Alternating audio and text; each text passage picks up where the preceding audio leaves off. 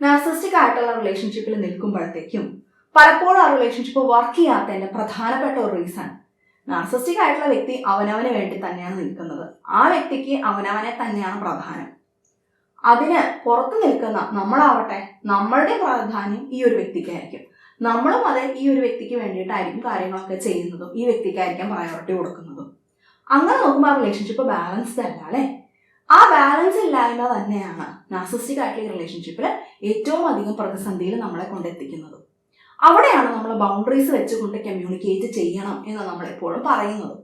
ഇങ്ങനെ ബൗണ്ടറീസ് വെച്ച് കമ്മ്യൂണിക്കേറ്റ് ചെയ്യാനായിട്ട് നമുക്ക് പലപ്പോഴും തടസ്സം നിൽക്കുന്ന 3 ഘടകങ്ങളെ കുറിച്ചാണ് ഈ വീഡിയോയിൽ നമ്മൾ സംസാരിക്കുന്നത്. ആ 3 ഘടകങ്ങൾ എന്തൊക്കെയാണ്, എങ്ങനെയാണ് ബോധിയുടെ സ്പീക്കപ്പ് വർക്ക്ഷോപ്പിലൂടെ അതിലേക്ക് കടക്കാനായിട്ട് നമുക്ക് സാധിക്കുക, ഈ ഒരു 3 കാര്യങ്ങളും എങ്ങനെയൊക്കെ നമുക്ക് അല്ലാതെ തന്നെ മെയിൻറ്റെയിൻ ചെയ്യാം, അല്ലെങ്കിൽ എങ്ങനെ അതിൽ വർക്ക് ചെയ്യാം എന്നുള്ളതിനെ കുറിച്ചാണ് ഈ ഒരു വീഡിയോയിൽ നമ്മൾ പറയുന്നത്. എല്ലാവർക്കും ബോധിയിലേക്ക് സ്വാഗതം.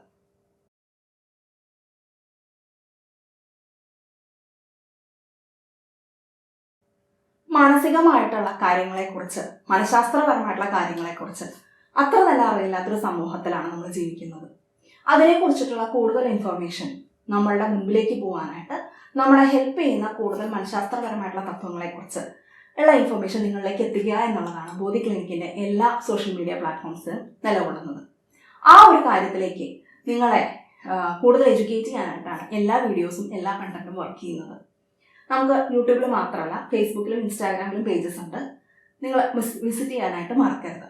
ഈ ഒരു വീഡിയോ നിങ്ങൾക്ക് ഇഷ്ടപ്പെടുകയാണെന്നുണ്ടെങ്കിൽ ലൈക്ക് ചെയ്യാനും, ഇഷ്ടപ്പെട്ടില്ലെങ്കിൽ ഡിസ്ലൈക്ക് ചെയ്യാനും, ഈ ഒരു ചാനൽ സബ്സ്ക്രൈബ് ചെയ്യാനും മറക്കില്ലല്ലോ. ഈ ഒരു വീഡിയോയിൽ പറഞ്ഞിട്ടുള്ള ഈ ഒരു കാര്യത്തിനെ പറ്റി നിങ്ങളുടെ അഭിപ്രായം അല്ലെങ്കിൽ നിങ്ങളുടെ എക്സ്പീരിയൻസും താഴെ കമൻറ്റിൽ രേഖപ്പെടുത്താനും മറക്കരുത്. നമുക്കറിയാമല്ലേ, ഒരു നാർസിസ്റ്റിക് ആയിട്ടുള്ള ഒരു വ്യക്തിയോട് കമ്മ്യൂണിക്കേറ്റ് ചെയ്യുന്ന സമയത്ത് ഏറ്റവും കൂടുതൽ നമുക്ക് അപകടം ഉണ്ടാവുന്ന ഒരു കാര്യമാണ് ഈ വ്യക്തി നമ്മൾ പറയുന്ന കാര്യങ്ങൾ നമുക്കെതിരെ വളച്ചൊടിക്കുന്നു എന്നുള്ളത്.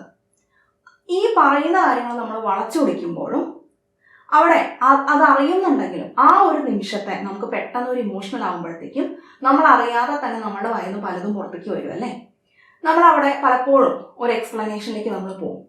അത് അങ്ങനെയായിരുന്നില്ല, ഇത് ഇങ്ങനെയായിരുന്നു, നിങ്ങളത് ഇങ്ങനെ ചെയ്തിട്ടല്ലേ ഞാൻ ഇങ്ങനെ ചെയ്തത്, ഇങ്ങനെ ഒരു കാര്യം ചെയ്തിരുന്നെങ്കിൽ അത് ഇങ്ങനെ വരില്ലായിരുന്നല്ലോ, പിന്നെ എന്തിനാ നിങ്ങൾ എന്നെ കുറ്റപ്പെടുത്തുന്നത് എന്നിങ്ങനെ നമ്മൾ ഒരുപാട് അതിലേക്ക് കടക്കാനുള്ള സാധ്യത വളരെ വളരെ കൂടുതലാണ്. അത്തരം സന്ദർഭങ്ങളിൽ നമ്മളെ പലപ്പോഴും വെട്ടിലാക്കുന്നത് നമ്മുടെ തന്നെ ഇമോഷൻസ് ആണ്.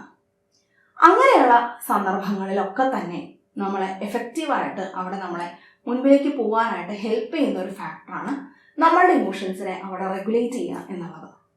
അതായത് എനിക്ക് എൻ്റെ ഇമോഷൻസിനെ ഒരു പിടുത്തം എനിക്ക് കിട്ടിക്കഴിഞ്ഞാൽ കുറച്ചും കൂടി ബെറ്റർ ആയിട്ട് എനിക്ക് അവിടെ കമ്മ്യൂണിക്കേറ്റ് ചെയ്യാൻ പറ്റും. ഇനി അടുത്തതായിട്ട് നമ്മൾ ഇത്തരം സന്ദർഭങ്ങളിൽ നമ്മളെ സഹായിക്കുന്ന ഒരു ഫാക്ടറാണ്, പലപ്പോഴും ഇങ്ങനെയുള്ള ഒരു സംസാരം വരുന്നതിന് മുൻപേ, അതായത് ആ സംസാരം തുടങ്ങുമ്പോൾ തന്നെ തിരിച്ചറിഞ്ഞുകൊണ്ട് അതിനനുസൃതമായിട്ട് നമുക്ക് തിരിച്ച് കമ്മ്യൂണിക്കേറ്റ് ചെയ്യാൻ സാധിക്കുക എന്നുള്ളത്. പലപ്പോഴും നമ്മൾ പറയുന്ന 1-2 വാക്കുകളിലെ വ്യത്യാസം പോലും വളരെ വലിയ ഒരു റിസൾട്ട് ഉണ്ടാക്കിയേക്കാം. ഉദാഹരണത്തിന്, നീ എന്തിനാ ഇങ്ങനെ ചെയ്തത്, ഇങ്ങനെയല്ലല്ലോ നീ ചെയ്യേണ്ടത് എന്ന് പറയുന്ന സമയത്ത് അതിന് മറുപടിയായി ഞാൻ ഇങ്ങനെ ആയതുകൊണ്ടല്ലേ ഇങ്ങനെ ചെയ്തത് എന്ന് പറയുമ്പോൾ കൂടുതൽ ഈ സംസാരം നീണ്ടുപോകാനാണല്ലേ സാധ്യത. അതിന് പകരമായിട്ട് ഫർദർ മുൻപിലേക്ക് ഇനി എന്ത് ചെയ്യാം എന്നതിലേക്ക് ഓറിയന്റ് ചെയ്തുകൊണ്ട് തൽക്കാലം നമുക്ക് ഇങ്ങനെ പോവാം, നിങ്ങളുടെ ഭാഗത്തെ ഇന്നൊരു കാര്യം ചെയ്യൂ എന്നുള്ളതോ, അല്ലെങ്കിൽ ഇതിപ്പോൾ തൽക്കാലം ഇങ്ങനെ ഇരിക്കട്ടെ, സാരമില്ല, ഈ ഒരു കാര്യത്തിലേക്ക് നമുക്ക് ഫോക്കസ് ചെയ്യാം എന്നുള്ള രീതിയിൽ ഒരു സൊല്യൂഷൻ ഓറിയന്റഡ് ആയിട്ട് സംസാരിക്കുന്നതോ നമ്മളെ ഒരുപാട് ഫലം ചെയ്യും. ഇനി അതുമല്ല എന്നുണ്ടെങ്കിൽ കഴിയുന്നത്ര ഇത്തരം കോൺഫ്ലിക്റ്റിംഗ് ആയിട്ടുള്ള ഒരു സംസാരത്തിലേക്ക് കടന്നു ചെല്ലാതിരിക്കുന്നത് നമ്മളെ ഹെൽപ്പ് ചെയ്യുന്ന ഒരു ഫാക്ടറാണ്. അതായത് അതിലേക്ക് പിന്നെയും ആഴത്തിലേക്ക് പോകുന്തോറും പിന്നെയും നമ്മൾ പെട്ടുപോകാനാണ് സാധ്യത. അവിടെ അത് സാരമില്ല, അത് ഞാൻ ഹാൻഡിൽ ചെയ്തോളാം, അതിനെ പറ്റി ടെൻഷൻ അടിക്കണ്ട, അല്ലെങ്കിൽ ഇവിടെ ഈ ഒരു കാര്യം അങ്ങനെ പോട്ടെ, സാരമില്ല, അതിലേക്ക് നമ്മൾ കടക്കേണ്ട കാര്യമില്ലല്ലോ, നമുക്ക് പിന്നീട് അതിനെപ്പറ്റി സംസാരിക്കാം, അല്ലെങ്കിൽ റൈറ്റ് നൗ ഇതിനെ പറ്റിയിട്ട് ഒന്നും ഞാൻ ഡിസ്കസ് ചെയ്യാനായിട്ട് എനിക്ക് താല്പര്യമില്ല, നമുക്ക് പിന്നീട് ഒരിക്കലും ഇതിനെക്കുറിച്ച് ഡിസ്കസ് ചെയ്യാം എന്നുള്ള രീതിയിൽ അതിലേക്ക് കടന്ന് ചെല്ലാതിരിക്കുന്നതും നമ്മളെ ഹെൽപ്പ് ചെയ്യുന്ന വലിയൊരു തത്വമാണ്. അതുപോലെ തന്നെ നമ്മളെ ഹെൽപ്പ് ചെയ്യുന്ന അടുത്തൊരു ഫാക്ടറാണ് നമ്മുടെ ഉള്ളിലെ ഒരു കുറ്റബോധത്തിനെ നമ്മൾ ഹാൻഡിൽ ചെയ്യുക എന്നുള്ളത്. പലപ്പോഴും നമ്മളെ വെട്ടിലാക്കുന്ന ഒരു ഫീലിംഗ് ആണ് അല്ലേ കുറ്റബോധം എന്നുള്ളത്. നമുക്ക് കുറ്റബോധത്തോടു കൂടി ഇരിക്കുന്നതിന് നമുക്ക് വലിയ താല്പര്യമില്ല. അതുകൊണ്ട് തന്നെ നമ്മുടെ ഭാഗത്തുനിന്ന് ഒരു മിസ്റ്റേക്ക് വന്നിട്ടില്ല എന്നും വരാതിരിക്കാനും പ്രൂവ് ചെയ്യാനായിട്ട് നമ്മൾ ഒരുപാട് എഫേർട്ട് എടുക്കാറുമുണ്ട്. അതുകൊണ്ട് തന്നെയാണ് പലപ്പോഴും ഒരു ബ്ലെയിം ഷിഫ്റ്റ് ചെയ്യുന്ന സമയത്ത് നമ്മൾ അതിനകത്തേക്ക് പെട്ടുപോകുന്നത്. അപ്പോൾ ഇങ്ങനെയുള്ള ഫാക്ടേഴ്സൊക്കെ വരുമ്പോഴത്തേക്കും നമ്മൾ അവിടെ എങ്ങനെ ഇതിലേക്ക് നമ്മളെ ഹാൻഡിൽ ചെയ്യുന്നു, അല്ലെങ്കിൽ എങ്ങനെ നമ്മളിവിടെ നമ്മളെ തന്നെ റെഗുലേറ്റ് ചെയ്യുന്നു, എങ്ങനെ നമ്മൾ ഇതിനോടൊക്കെ പ്രതികരിക്കുന്നു എന്നുള്ളത് വളരെ പ്രധാനപ്പെട്ട കാര്യങ്ങളാണ്. ഇങ്ങനെ ബൗണ്ടറീസ് വെച്ചുകൊണ്ട് കമ്മ്യൂണിക്കേറ്റ് ചെയ്യാനായിട്ട് നമ്മളെ ആരും ഇന്നേ വരെ പഠിപ്പിച്ചിട്ടില്ലാത്തത് കൊണ്ട് തന്നെ വളരെ ഡിഫിക്കൽട്ടായിട്ടുള്ളൊരു ജോലിയുമാണത്. നമ്മൾ എന്തുകൊണ്ട് നമ്മളിങ്ങനെ ഇങ്ങനെ പറഞ്ഞു പോകുന്നു നമുക്കും അറിഞ്ഞുകൂടാ. അത് കേൾക്കുന്ന നാർസിസ്റ്റിക് ആയിട്ടുള്ള വ്യക്തിയാവട്ടെ, ഇതൊക്കെ നമുക്കെതിരെ ഉപയോഗിക്കുകയും ചെയ്യും. ഇങ്ങനെയുള്ള കാര്യത്തിലാണ് പലപ്പോഴും നമ്മളുടെ സംസാര രീതികൾ നമ്മൾ കറക്റ്റ് ചെയ്യേണ്ടതായിട്ട് വരിക, അതിൽ നമ്മൾ വർക്ക് ചെയ്യേണ്ടതായിട്ട് വരിക. അവിടെ ആ ഒരു കാര്യത്തിലേക്ക് നിങ്ങളെ ഹെൽപ്പ് ചെയ്യുക എന്നുള്ള രീതിയിലാണ് നമ്മുടെ ബോധി ക്ലിനിക്കിനകത്ത് നമുക്ക് സ്പീക്കപ്പ് എന്ന് പറയുന്ന ഓൺലൈൻ ആയിട്ടുള്ള ഒരു വർക്ക്ഷോപ്പ് ഉള്ളത്. ഈ ഒരു വർക്ക്ഷോപ്പിനകത്ത് സ്പീക്കപ്പ് ചെയ്യുക എന്ന് പറയുമ്പോൾ തന്നെ അറിയാം അല്ലേ, നമ്മൾ തുറന്ന് സംസാരിക്കുക, സ്പീക്കപ്പ് ചെയ്യുക എന്നുള്ളത് തന്നെയാണല്ലേ ഉദ്ദേശിക്കുന്നത്. അവിടെ അസേർട്ടീവായിട്ട് കമ്മ്യൂണിക്കേറ്റ് ചെയ്യുക, ബൗണ്ടറീസ് വെച്ചുകൊണ്ട് നമ്മൾ സംസാരിക്കുക, കോൺഫിഡൻ്റ് ആയിട്ട് തന്നെ കാര്യങ്ങളെ ഹാൻഡിൽ ചെയ്യുക എന്നുള്ളതിലാണ് ഈ ഒരു വർക്ക്ഷോപ്പ് നിലകൊള്ളുന്നത്. അതിൽ നിന്ന് ആദ്യം തന്നെ നമ്മൾ അതിൽ വർക്ക് ചെയ്യുന്നത് മിക്കവാറും എന്തുകൊണ്ട് എനിക്ക് സ്പീക്കപ്പ് ചെയ്യാൻ പറ്റുന്നില്ല എന്നുള്ളതിലായിരിക്കും. പല കാരണങ്ങൾ കൊണ്ടും എന്തുകൊണ്ടാണ് എനിക്ക് സ്പീക്കപ്പ് ചെയ്യാൻ പറ്റാത്തത്, ഞാൻ സ്പീക്കപ്പ് ചെയ്യുമ്പോൾ വരുന്ന പ്രയാസങ്ങൾ എന്തൊക്കെയാണ്, എങ്ങനെ അതിനെ വർക്ക് ചെയ്യാം, എന്തെല്ലാം ടെക്നിക്സ് എനിക്ക് അവിടെ യൂസ് ചെയ്യാം, എന്തെല്ലാം സംസാര രീതികളാണ് മുൻപോട്ട് പോകുമ്പോൾ എന്നെ ഹെൽപ്പ് ചെയ്യുന്നത് എന്നുള്ളതെല്ലാം അടങ്ങിയിട്ടുള്ള ഒരു വളരെയധികം കോംപ്രഹെൻസീവ് ആയിട്ടൊരു വർക്ക്ഷോപ്പാണ് സ്പീക്കപ്പ്. ഇതിനകത്ത് എല്ലാം ലൈവ് സെഷൻസും ഓൺലൈൻ ആയിട്ടാണ്.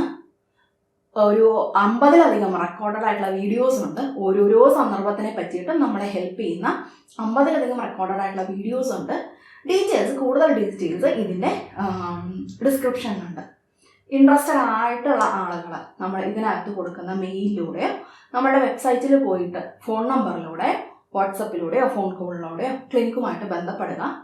അങ്ങനെ രജിസ്ട്രേഷൻ നിങ്ങൾക്ക് എളുപ്പത്തിൽ സാധിക്കും. തീർച്ചയായിട്ടും നമുക്കൊന്ന് കോൺഫിഡൻ്റ് ആയിട്ട് നല്ല ഉഷാറായിട്ട് മുൻപോട്ട് നീങ്ങാനായിട്ടും ഈ ഒരു വർക്ക്ഷോപ്പ് നിങ്ങളെ സഹായിക്കും എന്നുള്ളതിൽ അതിശയില്ല. ഇന്ന് ഈ ഒരു വീഡിയോയിലൂടെ നമ്മൾ സജസ്റ്റ് ചെയ്യുന്ന ഒരു കാര്യം ഈ ഒരു വർക്ക്ഷോപ്പ് അറ്റൻഡ് ചെയ്യുക എന്നുള്ളതാണ്. ഇനി അടുത്തതായിട്ട് നമുക്ക് ഇതിനകത്ത് പറയുന്ന ഈ 3 കാര്യങ്ങൾ എങ്ങനെ വർക്ക് ചെയ്യാം എന്നുള്ളതാണ്. ഏറ്റവും ആദ്യം ഞാൻ പറഞ്ഞു, ഇങ്ങനെയുള്ള സന്ദർഭങ്ങൾ നമ്മളുടെ ഒരു കുറ്റബോധം തോന്നുന്നു എന്നുള്ളത് കൊണ്ടായിരിക്കാം നമ്മൾ പലപ്പോഴും ഈ ഒരു കാര്യത്തിൽ എക്സ്പ്ലനേഷനിലേക്ക് പോകുന്നത്. എൻ്റെ ഭാഗത്ത് തെറ്റ് വന്നിട്ടില്ല എന്ന് കാണിക്കാൻ വേണ്ടിയിട്ടായിരിക്കും. ആ ഒരു എക്സ്പ്ലനേഷനിലേക്ക് കടക്കാതിരിക്കുക. അവിടെ നമുക്ക് പലപ്പോഴും പ്രശ്നം വരുന്നത് ഈ എക്സ്പ്ലനേഷൻ എന്തൊക്കെയാണെന്ന് തിരിച്ചറിയാത്തതായിരിക്കാം. രണ്ടാമത്തെ ഒരു കാര്യം, കോൺവെർസേഷനകത്തേക്ക് സ്റ്റെപ്പിൻ ചെയ്യാതിരിക്കുക. അതായത് നമ്മൾ അതിനകത്ത് പെട്ടുപോയി കഴിഞ്ഞാൽ പിന്നെ നമ്മുടെ സംസാരം കൂടി വലിയൊരു പ്രശ്നത്തിലേക്ക് ആയിത്തീരും. അപ്പോൾ അവിടേക്ക് ആ പ്രശ്നത്തിലേക്ക് അകത്തേക്ക് സ്റ്റെപ്പിൻ ചെയ്യാതിരിക്കുക എന്നുള്ളതാണ് രണ്ടാമത് നമുക്ക് യൂസ് ചെയ്യാൻ പറ്റുന്ന ഒരു ടെക്നിക്ക്. അവിടെ വളരെ നയപരമായിട്ട് നമുക്കതിലേക്ക് കടക്കാതെ സ്കിപ്പ് ചെയ്യാനായിട്ട് നമുക്ക് പലപ്പോഴും സാധിക്കും. നമ്മളതിൽ വർക്ക് ചെയ്യേണ്ട ഒരു സ്കില്ലാണ്. മൂന്നാമതായിട്ട് നമ്മൾ പറഞ്ഞത് നമ്മുടെ ഉള്ളിലെ ഒരു കുറ്റബോധത്തിൽ വർക്ക് ചെയ്യുക എന്നുള്ളതാണ്. പലപ്പോഴും നമുക്ക് കുറ്റബോധം എന്ന് പറയുന്നത് ഇഷ്ടമല്ല, മറ്റുള്ളവർ നമ്മളെ കുറ്റപ്പെടുത്തുന്നത് ഇഷ്ടമല്ല, നമ്മുടെ ഭാഗത്തുനിന്ന് ഒരു പ്രശ്നം വരുന്നു എന്നുള്ളത് ഇഷ്ടമല്ല. ഉദാഹരണത്തിന്, നീ ഭയങ്കര സെൽഫിഷാണ് എന്ന് കേൾക്കുന്നത് നമുക്ക് ഇഷ്ടമല്ലാത്തത് കൊണ്ട് തന്നെ സെൽഫിഷ് അല്ല എന്ന് പ്രൂവ് ചെയ്യാനായിരിക്കാം നമ്മൾ പലപ്പോഴും നമ്മളുടെ ബൗണ്ടറീസ് ബ്രേക്ക് ചെയ്തുകൊണ്ടേയിരിക്കുന്നത്. അവിടെ പലപ്പോഴും എന്തുകൊണ്ടാണ് എനിക്കിത് സഹിക്കാൻ പറ്റാത്തത്, എന്തുകൊണ്ടാണ് ഈ കുറ്റബോധം എന്നെ വല്ലാതെ ഇൻഫ്ലുവൻസ് ചെയ്യുന്നത് എന്നുള്ളതിൽ നമ്മൾ വർക്ക് ചെയ്യേണ്ടി വരും. അതുപോലെ തന്നെയുള്ള ഒരു ഫാക്ടറാണ് കടമാബോധം. ഇതെല്ലാം എൻ്റെ കടമയാണ് എന്ന് പറഞ്ഞ് വഴിയിൽ കൂടെ പോണതും അല്ലാത്തതും എല്ലാം എടുത്തു വെക്കുന്നതും നമ്മളെ പ്രതിസന്ധിയിലാക്കാറുണ്ട്. ഈ ഒരു 3 കാര്യങ്ങളിലും വർക്ക് ചെയ്യാനായിട്ട് നിങ്ങൾക്ക് എല്ലാവർക്കും സാധിക്കട്ടെ. ഇനിയും അടുത്തൊരു ദിവസം അടുത്തൊരു വീഡിയോയിൽ കാണുന്നവരെ എല്ലാവർക്കും നന്ദി, നമസ്കാരം.